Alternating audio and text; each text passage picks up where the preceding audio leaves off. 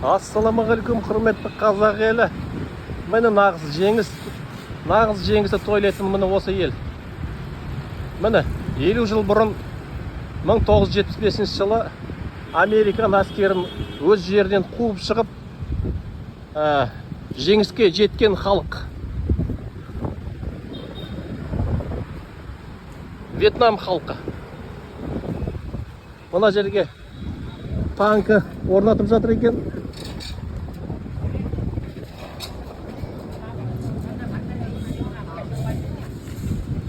Осы жеңісті бұлар қазір тойлауда.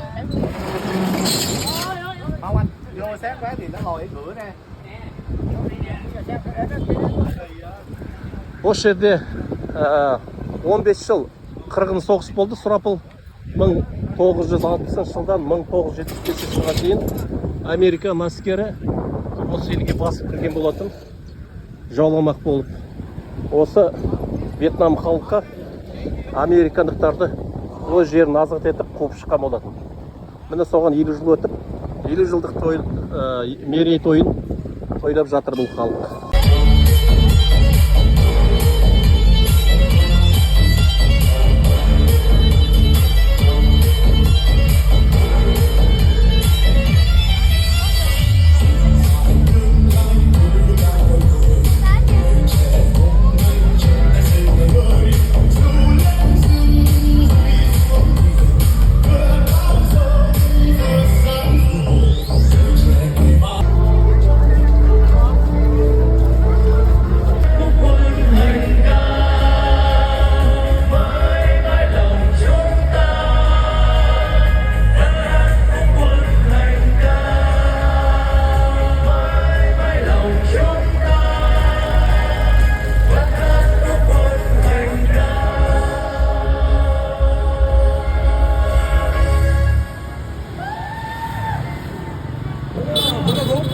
Mời có Nguyên Cao, một sáng tác rất là tuyệt vời và tất cả đây ca sĩ đã gửi đến tất cả mọi người trong hôm nay.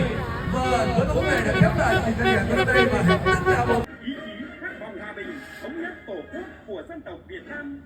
54 trai tài gái giỏi tượng trưng cho khối đại đoàn kết vững bền của 54 dân tộc anh em.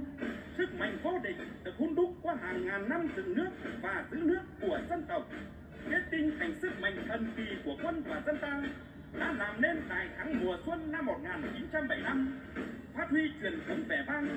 Cộng đồng các dân tộc Việt Nam đang chung sức đồng lòng vững bước trên con đường mà Đảng, Bác Hồ và nhân dân ta đã lựa chọn. Quân đội anh hùng của dân tộc anh hùng trải qua hơn 80 năm xây dựng, chiến đấu, chiến thắng, quân đội nhân dân Việt Nam đã đi từ công tới có, từ nhỏ tới lớn, không ngừng trưởng thành, lớn mạnh, chiến thắng mọi kẻ thù xâm lược.